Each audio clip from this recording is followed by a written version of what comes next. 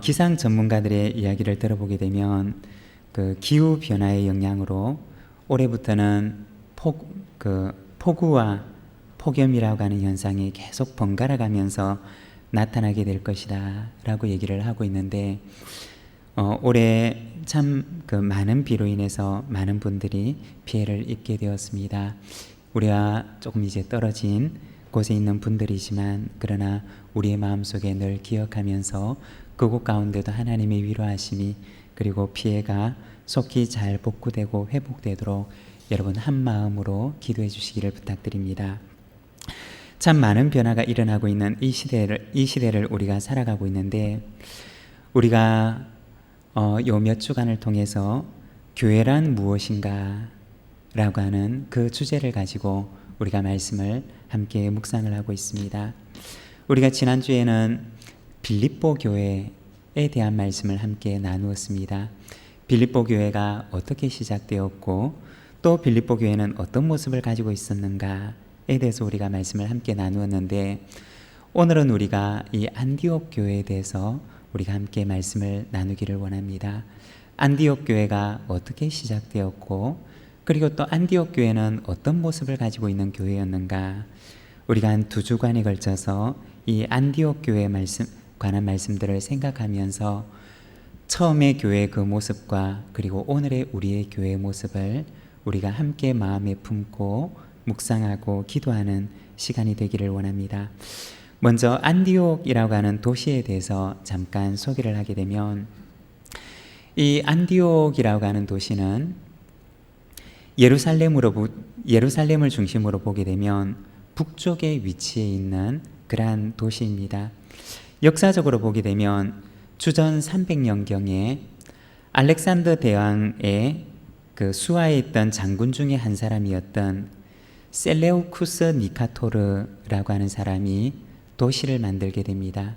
그리고 그의 아버지의 이름을 따서 안디옥이라고 하는 이름을 붙인 도시를 만들게 되는데, 원래 신도시가 그렇듯이 이 안디옥이라는 도시는 아주 세련되고 아름다운 건물들이 많이 있는 그러한 도시였습니다. 그래서 예전 사람들은 이 안디옥을 가리켜서 아름다운 도시 안디옥이라고 이야기를 하기도 했습니다. 그리고 도시를 설립하고 나서 그 도시에 사람들이 많이 살 수 있도록 이주를 하도록 하기 위해서 그 도시에 이주한 사람들에게는 모두에게 동일한 시민권을 부여했다고 합니다. 그래서 참 많은 사람들이 그곳으로 이주해서 그곳에서 살게 되었는데, 헬라인들 뿐만 아니라 유대에서 온 사람, 그리고 페르시아, 인디아, 심지어는 중국에서 온 사람들까지 그곳에서 거주하게 되었다라고 합니다. 이처럼 이 안디옥이라고 하는 도시는 다민족으로 이루어진 도시였고 다인종으로 구성된 그러한 도시였습니다. 그리고 나중에는 이 도시가 성장하는데 로마 제국 가운데서 3번째로 큰 도시로, 아주 거대한 도시로 성장을 하게 되었습니다. 그리고 이 도시에서 아주 유명한 것이 마차 경기였는데, 스포츠, 그리고 도박, 그리고 오늘날 말로 나이트클럽과 같은 그러한 유흥업이 아주 발달해 있는 그러한 도시였습니다. 안디옥이라고 하면 호화로운 도시, 혹은 유흥의 도시, 혹은 부도덕한 도시라고 하는 그러한 이미지를 사람들에게 주었습니다. 그런데 오늘 우리가 읽은 이 본문의 말씀을 보면 바로 이 도시에, 바로 이 지역에 하나님의 교회가 세워지게 되는 그러한 모습을 우리에게 보여주십니다. 여러분, 교회란 무엇입니까? 교회는 그 도시의 희망이고 또한 그 도시의 등불이 됩니다. 그 도시를 비춰주는, 그리고 그 도시를 환하게 밝게 비춰주는 그러한 등불이라는 것입니다. 때로는 그 도시의 위로자가 되기도 하고, 때로는 그 도시가 가야 할 길을 일러주는 그러한 길잡이가 되기도 합니다. 몇 해 전에 미국에 있는 뉴욕 맨하탄이라고 하는 곳을 방문한 적이 있었습니다. 그곳에는 리디머 교회라고 하는 그 교회가 있는데 팀 켈러라고 하는 목사님께서 그 교회에서 사역을 하시는데 이분께서 교회에 대해서 그리고 목회에 대해서 목회자들과 학생들을 계속해서 가르치다가 어느 날 교회를 개척하게 되셨습니다. 어쩌면 지구상에서 가장 인본주의가 강한 도시라고 얘기를 할 수 있는 그 뉴욕의 맨하탄 도시 한가운데 지성과 이성을 최고로 여기는 그 뉴욕에 사는 사람들에게 이 복음이라고 하는 무기를 들고 그들에게 다가갔던 것입니다. 그런데 이 교회가 지향하는 것이 무엇이냐? 바로 센터 처치라고 얘기를 하는데, 센터 처치, 우리말로 이것을 번역을 하자면 중심교회, 다른 말로 얘기를 하면 교회가 그 도시의 중심이 되어야 된다 라고 하는 그 생각을 가지고 바로 지성과 이성의 가장 핵심이 되는, 지성과 이성의 도시라고 불려지는 바로 뉴욕 그 맨하탄 한가운데 이 교회를 설립하게 되었던 것입니다. 복음을 품은 교회가 그 도시의 중심에 서서 그 도시에 살아가는 사람들의 영혼과 그들의 문화를 이끌어가는 바로 중심축과 같은 역할을 해야 된다라고 하는 것입니다. 그리고 이 교회의 그 사역의 정점에는 처치 플랜팅이라고 하는 사역이 있는데 바로 그 도시 가운데 건강한 교회를 세워나가는 것, 그것이 바로 그 도시를 살리는 희망이다 라고 하는 그 믿음을 가지고 그 교회를 이렇게 운영해 나가고 그리고 함께 그 교회를 일구어 나가는 그러한 교회입니다. 도시의 희망이 되는 교회, 그리고 도시마다 희망이 되는 교회를 세워서 그 도시 가운데 등불과 그리고 빛을 비추는 길잡이의 역할을 하는 바로 그와 같은 교회를 세우리라고 하는 그 믿음과 목표를 가지고 사역을 하고 있는 그러한 교회입니다. 여러분, 교회는 어떤 곳입니까? 교회는 도시의 희망이 되는 곳입니다. 그렇다면 여러분, 오늘날 우리의 교회는 어떠할까요?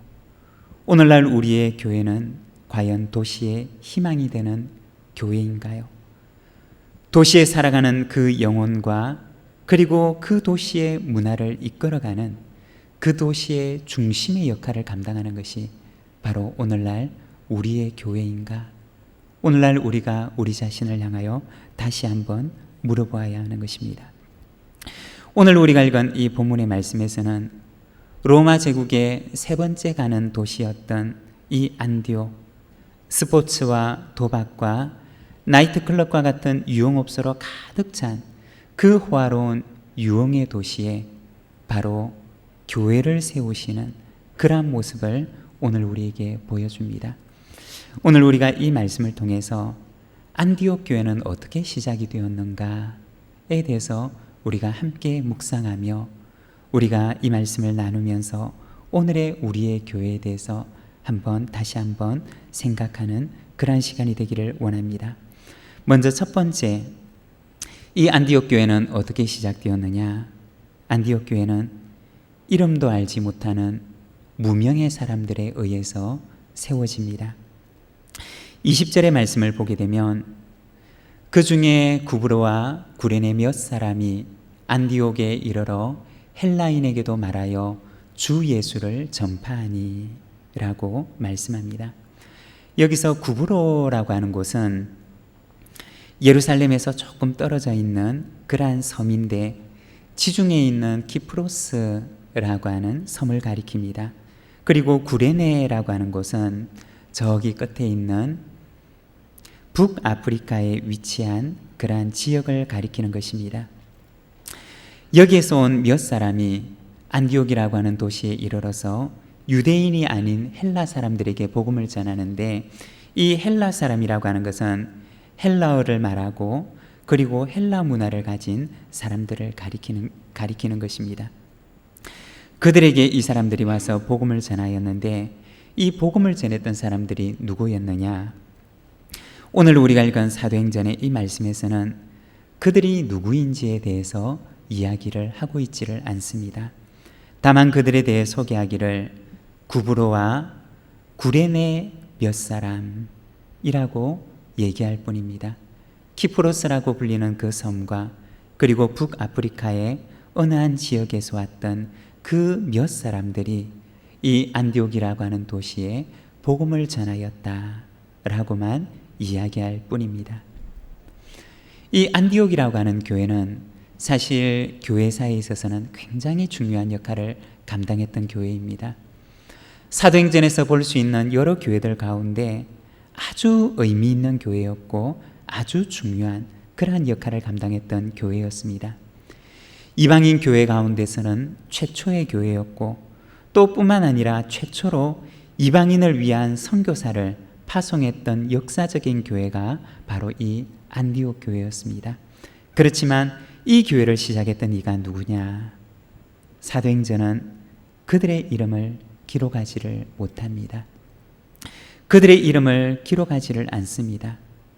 다만 이 안디옥 교회는 이름도 알지 못하는 구브로와 구레네에서 왔던 그 몇 사람들에 의해서 시작되었다라고 하는 그 짧은 기록만을 우리에게 남기고 있을 뿐이라는 것입니다. 여러분, 교회는 이처럼 이름 없는 사람들에 의해서, 이름 없이 숨은 곳에서 헌신하는 사람들에 의해서 교회는 세워져 간다는 것입니다. 비록 그들의 이름은 드러나지 않지만 그러나 그들을 통해서 하나님께서는 위대한 일들을 이루어 가신다는 것입니다. 교회 안에는 바로 이와 같은 숨은 봉사와 숨은 섬김을 하시는 분들이 계십니다. 요즘에는 교회에서 식사를 제공하지를 않고 있지만 그러나 식당 주방에도 보면 아무런 직분이나 책임을 맡지 않고서도 거기에서 팔을 다듬고 양파를 까고 보이지 않는 곳에서 묵묵하게 봉사하시는 그러한 분들이 있습니다. 한여름이 되면 땀을 펄펄 흘리면서 한겨울이 되면 그 시린 손을 비비면서 봉사를 하시는 그러한 분들이 있습니다. 누구도 알아주지 않고 그리고 그 봉사에 대해서 아무런 보상도 주어지지 않습니다. 그러나 그곳에서 묵묵히 봉사하는 그러한 분들이 있습니다. 제가 듣기로는 몇 해 전에는 우리 교회에서 재활용 센터를 운영했다는 이야기를 들었는데 거기에서 참 많은 교우들께서 보이지 않는 곳에서 묵묵하게 수고하고 봉사를 하셨다라고 하는 그러한 말씀을 들은 기억이 있습니다. 교회 가운데서 교사로 또는 성가대로 교회에서 하는 모든 봉사들이 바로 그와 같을 것입니다. 아무도 알아주지 않는 곳에서 말없이 봉사하는 그 무명의 사람들이 바로 교회를 세워나가는 사람들이라는 것입니다. 찬송가 323장에 보면 부름받아 나선 이 몸이라고 하는 찬양이 나오는데 그 찬양 3절에 보면 이렇게 찬양합니다. 존귀 영광 모든 권세 주님 홀로 받으소서. 멸시천대 십자가는 제가 지고 가오리다. 이름 없이 빛도 없이 감사하며 섬기리다. 이름 없이 빛도 없이 감사하며 섬기리다. 바로 찬송가 323장의 이 찬양의 3절의 고백처럼 이름 없이 빛도 없이 감사하며 섬기리다. 이름 없이 빛도 없이 감사하며 섬기리다. 이 고백을 하면서 주님이 아시면 됐지, 세상 사람 알지 못한다 하더라도 그러나 내 마음 주님 아시고 주님을 위해 섬기는 내 마음이 기쁘고 주님만 아시면 됐지 라고 하는 그 마음을 가지고 섬기는 그 사람들에 의해서 교회는 세워진다는 것입니다. 사도행전의 저자는 이 안디옥 교회를 시작하게 되었던 바로 안디옥에 사는 헬라인들에게 복음을 전하였던 그 사람들의 이름을 기록하지를 못합니다. 아마도 누가가 그 사람들의 이름을 알았더라면 분명히 그는 이 사도행전, 오늘 우리가 읽은 이 본문의 한 귀퉁이에다가 그들의 이름을 기록하였을 것입니다. 그렇지만 누가 그곳에서 복음을 전하였고 이 안디옥 교회를 시작하게 했는지를 알지 못합니다. 그래서 이 사도행전 속에 그들의 이름을 기록하지를 못합니다. 그렇지만 여러분, 누가는 이 사도행전에 그들의 이름을 기록하지 못하지만 그러나 주님께서도 그들의 이름을 알지 못하셨을까요?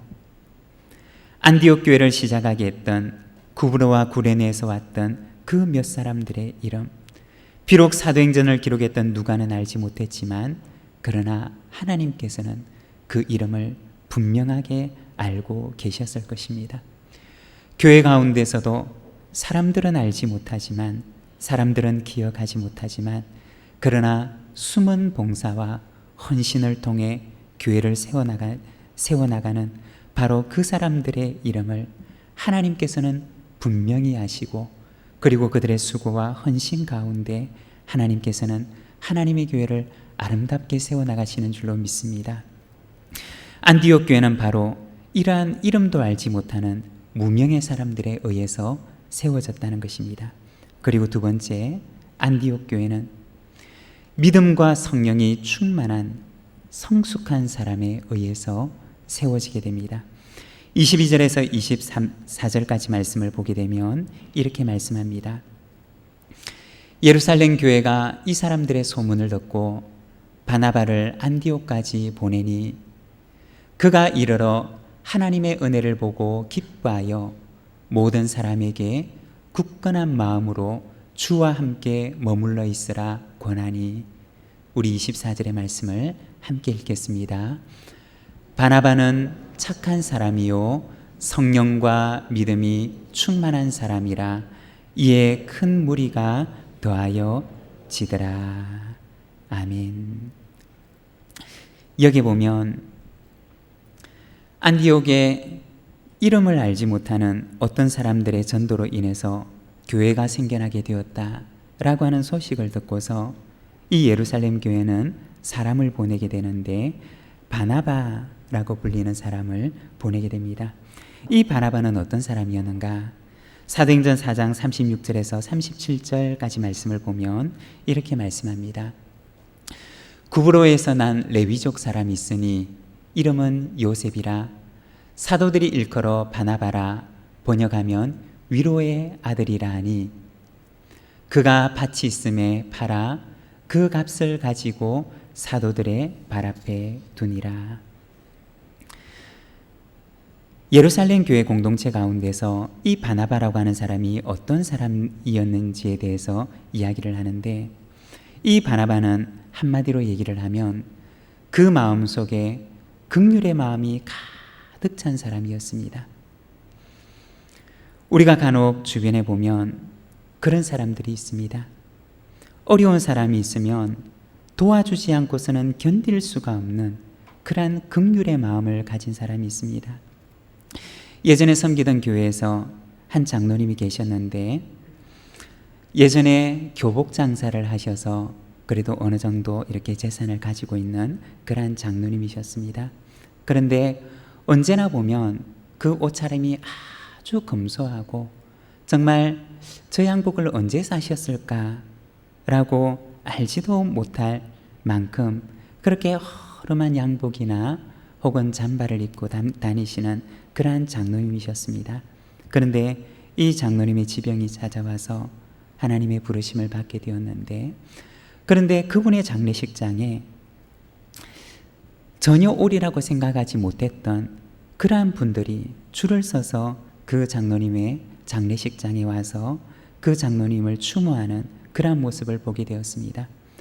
그리고는 그 장로님의 남편이 되시는 그 권사님께 이 장로님과 있었던 지난 이야기들을 말씀을 하시는데, 이 장로님께서 살아계실 때 그 부인 되시는 권사님도 모르게 도왔던 사람들이 수도 셀 수 없을 만큼 많이 있었던 것입니다. 아무도 모르게. 심지어는 자기의 아내가 되시는 그 권사님도 모를 정도로 그렇게 수많은 사람, 어려운 사람들의 그 형편, 어려움을 당했던 사람들의 그 형편에 관한 이야기를 들으면 아무도 모르게 그 어려운 사람들을 돕고 어려운 학생들에게 장학금을 주면서 그 도왔던 그 사람, 그 이야기들을 그분이 돌아가시고 난 뒤에야 듣게 되었던 그러한 기억이 있습니다. 바나바는 어떤 사람이었느냐? 바로 그와 같은 사람이었다는 것입니다. 예루살렘 교회 식구 가운데 어려움을 당한 사람이 있었을 때 그는 자기의 밭을 팔아서 교회를 통해서 어려운 사람들을 도왔던 사람이었습니다. 교회는 그를 가리켜서, 사도들은 그를 가리켜서 별명을 지어주는데 당신은 이제부터 바나바입니다. 바로 당신은 위로의 사람입니다 라고 하는 그러한 이름을 붙여줍니다. 이 바나바는 어떤 사람이었느냐? 그 마음속에 위로의 마음과 긍휼의 마음이 가득했던 사람이었던 것입니다. 또 이 바나바는 어떤 사람이었느냐? 바나바는 사람을 품어 안는 사람이었습니다. 사도행전 9장 26절에서 27절의 말씀을 보면 이렇게 말씀합니다. 사울이 예루살렘에 가서 제자들을 사귀고자 하나 다 두려워하여 그가 제자됨을 믿지 아니하니 바나바가 데리고 사도들에게 가서 그가 길에서 어떻게 주를 보았는지와 주께서 그에게 말씀하신 일과 다메섹에서 그가 어떻게 예수의 이름으로 담대하게 말하였는지를 전하니라. 이 사도행전 9장의 말씀을 보면 이제 우리가 잘 알고 있는 바울이 회심을 하게 됩니다. 그가 회심을 하고 예루살렘 교회 공동체와 사도들을 만나려고 하지만 그러나 사도들이 그를 만나주려고 하지 않습니다. 사울의 회심을, 그 바울의 회심을 믿을 수가 없었던 것이었습니다. 모두가 그를 만나기를 두려워하고 그를 만나기를 원치 않고 있을 때 바나바가 바로 이 사울의 회심, 이 바울의 회심을 변호합니다. 그를 데리고 가서 사도들에게 소개하고 예루살렘 교회 공동체에 소개하고 사울에게 어떠한 일이 일어났는지를 그들에게 변호하며 설명해 주게 됩니다. 바로 이와 같은 역할을 했던 사람이 바나바였던 것입니다. 이 바나바는 어떤 사람이었느냐? 바나바는 누구든지 그는 사람을 품어주려고 했던 그러한 넓고 관대한 마음을 지녔던 사람이었던 것입니다. 안디옥 지역에 교회가 생겨났다는 소식을 듣고서 예루살렘 교회에서 사람을 보내기로 결정하는데 누구를 보내느냐? 바로 이 성숙한 인격을 가졌던 그 마음속에 긍휼의 마음이 가득하고 그리고 넓은 마음을 가지고 사람을 품으려고 했던 이 바나바를 예루살렘 교회는 안디옥에 보내게 됩니다. 그리고 안디옥 교회는 바로 이와 같은 사람의 성숙한 품성 위에 든든하게 세워지게 됩니다. 오늘 우리가 읽은 이 사도행전의 말씀을 보게 되면 사도행전을 기록했던 이 누가는 안디옥 교회 설립에 대해서 얘기를 하면서 바로 이 바나바에 대해서 이야기를 합니다. 예루살렘 교회가 바나바를 파송했다라고만 얘기를 하지 않고 특별히 이 누가는 바나바가 어떤 성품을 가진 사람이었는가에 대해서 다시 한번 기록합니다. 24절의 말씀을 보면 바나바는 착한 사람이요 성령과 믿음이 충만한 사람이라 이에 큰 무리가 죽게 더하여지더라고 얘기를 합니다. 누가는 이 사도행전을 기록하면서 안디옥 교회 설립에 대해서 특별히 이 바나바에 대해서 이야기를 하는데 그의 성숙한 품성을 기록을 합니다.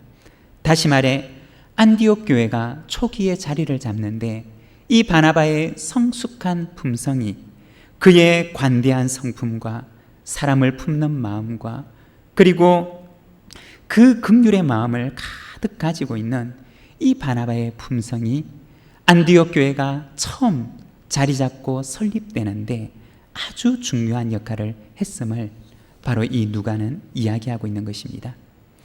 아마도 바나바의 이러한 품성은 성숙한 그의 인격과 품성은 안디옥에 교회가 생겨나고 그리고 초기 교회가 가질 수 있는 여러 가지 어려움들을 이겨나갈 수 있는 그러한 힘이 되었을 것입니다.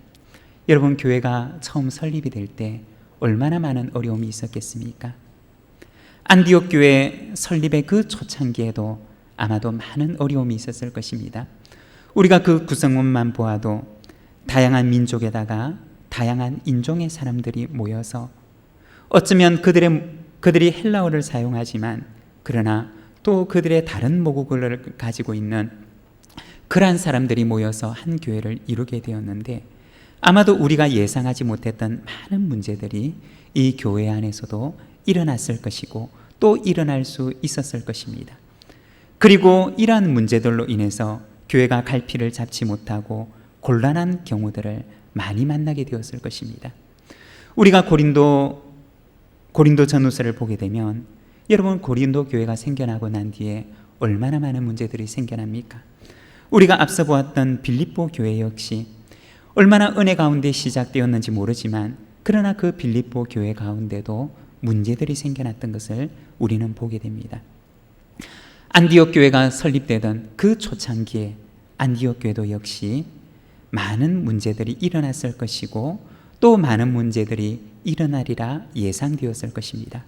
그렇지만 그 어려운 시기에 바나바의 그 착한 성품과 그리고 성령과 믿음이 충만했던 그의 신앙은 안디옥 교회가 그 초기에 순적하게 자리를 잡는 데 아주 큰 기여를 하게 되었다는 것입니다.